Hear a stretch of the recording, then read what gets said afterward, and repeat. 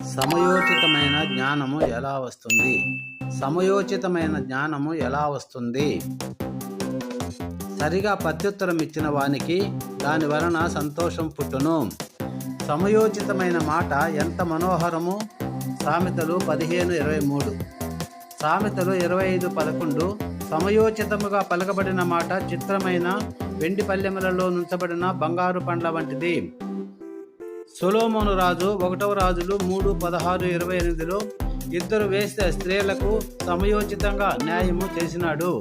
అదేవిధంగా శోభారాణి వచ్చినప్పుడు పూలను పరీక్ష చేసినప్పుడు సొలొమోను రాజు చిలుకలను వదిలి మంచి పూలను ప్లాస్టిక్ పూలను వేరు చేసినాడు.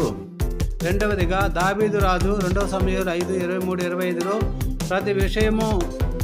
ప్రతి విషయమును అతను చేసే ముందు దావీదుకు దేవుణ్ణి అడిగి తెలుసుకునేవాడు.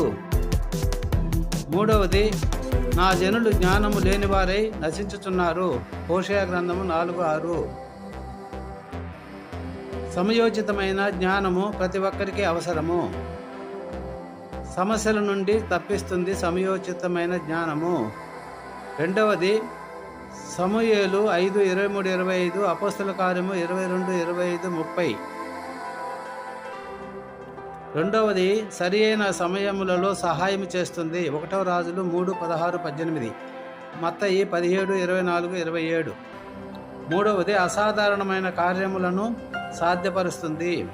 లూకా 1:37, ఫిలిప్పు 4:13, ఇర్మియా 32:37. ప్రార్థన ప్రయత్నము ఎల్లప్పుడూ నీ జీవితంలో విజయమును ఇస్తుంది. మహాపరిశుద్ధుడా, మా ప్రేమల గొప్ప తండ్రి, కృపా కనికరముల దేవా, స్తోత్రముల తండ్రి. నా ప్రజలు జ్ఞానం లేక నశించిపోతున్నారు చెప్తున్నది ఏసయ్యా. స్తోత్రములైన జ్ఞానమునకు ప్రభా, జ్ఞానమును ఇచ్చే దేవుడు నీవే తండ్రి ప్రభా. ఎవరికైతే జ్ఞానం తక్కువ ఉంటే వారు దేవుని అడగమని చెప్పిన దేవా నీకే స్తోత్రములైన.